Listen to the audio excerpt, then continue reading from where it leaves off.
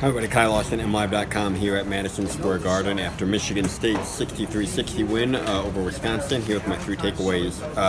Takeaway number one, 3-point win for the number one overall seed in this tournament. A team that was favored to win by a little bit more. I think it was a somewhat disappointing performance for Michigan State. They came out sluggish, really never put Wisconsin away, had their chances in the second half, but could never really kind of close things out. They struggled to defend Ethan Happ and just didn't seem to have a whole lot of energy. They got delayed getting here last night out of Lansing, as anybody that tried to come to New York yesterday like me did.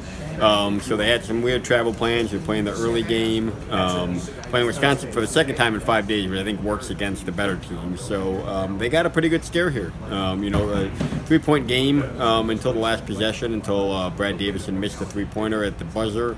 Miles Bridges left the door open with a missed free throw there in the final minute, but Matt McQuaid really hit the big shot.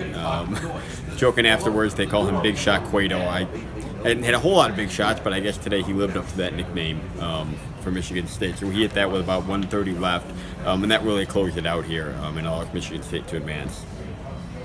Takeaway number two, he didn't have a huge game, but I thought it was an important one for Miles Bridges because he kind of got his shooting back going a little bit. 7 for 15 total, 3 for 5 for three-point range. So nothing great, but he had kind of quietly been shooting pretty poorly for 4 games. Really, ever since the game winner against Purdue a couple weeks back on February 10th, his last 4 games after that, he had been shooting in the 20%.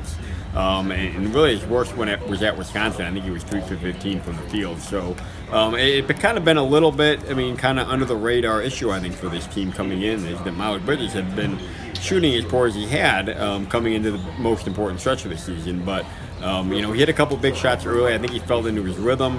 I asked him about it in the locker room afterwards, and he told me that he felt like he was settling too much with three-pointers. That's something we've heard from him several times before, but he felt like he was really attacking more, getting better shots, getting closer shots, and he felt like that led to a higher percentage. And if he can keep doing that, I think that'll be an extra boost for this team.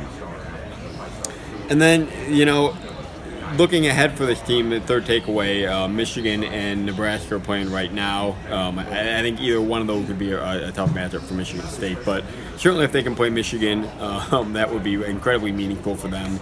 For everything they've accomplished this year, you have to think that losing to Michigan, your rival, and the only game you played with them on your home court kind of sticks out like a sore thumb in what's otherwise been a record-setting season and something they're really happy with. So a chance to even that with Michigan tomorrow.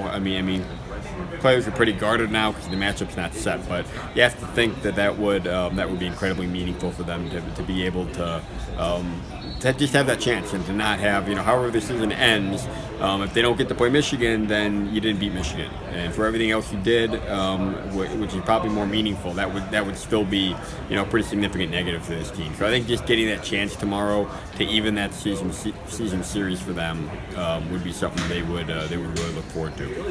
That'll do it from Madison Square Garden. 63-60 Michigan State win over Wisconsin. They'll play at 2 o'clock tomorrow, and that'll be on CBS. And we'll have all your coverage at mlive.com/Spartans. Thanks for watching.